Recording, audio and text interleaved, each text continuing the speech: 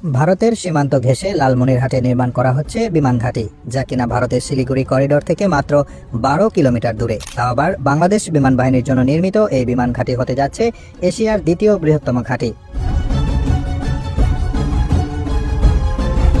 Chicken নেকের এত কাছে ঘাঁটি নির্মাণের বিষয়টি সঙ্গত কারণেই ভালো লাগছে না ভারতের, তাই নড়ে চড়ে বসেছে দেশটি। শোনা যাচ্ছে এমনটাই, বলা হচ্ছে এই ঘাঁটি ভারতের নিরাপত্তা কৌশল ও সামরিক শক্তির উপর ব্যাপক প্রভাব ফেলার সম্ভাবনা রয়েছে। এমনকি লালমনিরহাট বিমান ঘাঁটি থেকে 2 মিনিটে শিলিগুড়ি করিডোরে আক্রমণ করা সম্ভব। নিরাপত্তার স্বার্থে এবং সামরিক সক্ষমতার বৃদ্ধির জন্য বাংলাদেশের এই ঘাঁটি প্রয়োজন ছিল, অথচ এতদিন ধরে এই ঘাঁটি কেন নির্মাণ করা হয়নি, এটাই অবাক করার ব্যাপার। যদিও এই বিমান ঘাঁটির নির্মাণ কাজ সম্পর্কে এখনও আনুষ্ঠানিক কোনো ঘোষণা আসেনি, তবে লালমনিরহাট বিমান ঘাঁটির ইতিহাস কিন্তু বহু পুরনো। 5 যুগেরও বেশি সময় ধরে অবহেলা আর অযত্নে পড়ে আছে লালমনিরহাট বিমানবন্দর। বন্দরের জমি, কৃষি ফার্ম আর রানওয়েতে ছাগল চড়ান স্থানীয়রা। বৃহত্তম এই বিমানবন্দর সংস্কার করে চালু করা হলে পাল্টে যাবে উত্তরাঞ্চলের দৃশ্যপট।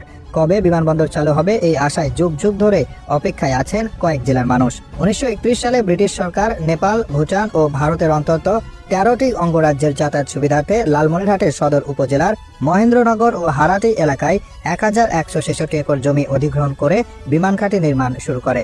তখন বিভিন্ন স্থান থেকে রেল যোগে বড় বড় পাথর ও অন্যান্য সামগ্রী এনে বিস্তীর্ণ এলাকা জুড়ে রানওয়ে ও অবকাঠামো নির্মাণ করা হয়। কিন্তু 1945 সালে যুদ্ধ শেষ হওয়ার পর নতুন করে ব্যবহার হয়নি। 1958 সালে স্বল্প পরিসরে বিমান সার্ভিস চালু হলেও তা বেশি দিন স্থায়ী ছিল না। দেশ স্বাধীন হওয়ার পর 1972 সালে এটিকে বাংলাদেশ বিমান বাহিনীর হেডকোয়ার্টার করার সিদ্ধান্ত নেওয়া হয়, কিন্তু শেষ পর্যন্ত তা আর বাস্তবায়িত হয়নি। দীর্ঘদিন ব্যবহার না করার কারণে 4 কিলোমিটার রানওয়ে, বিশাল টারম্যাক, হ্যাঙ্গার, ট্যাক্সিওয়ে সবই এখন পরিত্যক্ত অবস্থায় পড়ে আছে। বিমানবন্দরের রানওয়ে চারপাশে কৃষকরা ফসল চাষ করছেন। সীমানা প্রাচীর না থাকায় রানওয়েতে ছাগল, গরু, ভেড়া চড়াচ্ছেন স্থানীয়রা। এসবের কারণে রানওয়ে নষ্ট হওয়ার পথে। কয়েকটি গ্রামের মানুষ রানওয়ের উপর দিয়ে রাস্তা পারাপার করতেন। পরবর্তীতে তা বন্ধ করে দেয় বিমান বাহিনী কর্তৃপক্ষ। তখন স্থানীয়রা ভেবেছিল চালু হবে বিমানবন্দর, তবে তা আর ঘটেনি। বুড়িমারি স্থলবন্দর দিয়ে ভারত, ভুটান ও নেপালের যাত্রীরা ঢাকা সহ বিভিন্ন স্থানে যাতায়াত করেন। বিমানবন্দর না থাকায় বাসে বা ট্রেনে যাতায়াত করতে হয়। সেক্ষেত্রে বিমানবন্দরটি চালু হলে নেপাল, ভুটান ও ভারতের অন্তত 13টি অঙ্গরাজ্যের মানুষ যেমন অনায়াসে বাংলাদেশে আসতে পারবেন, তেমনি বাংলাদেশিরাও সেসব দেশে স্বল্প খরচে যেতে পারবেন।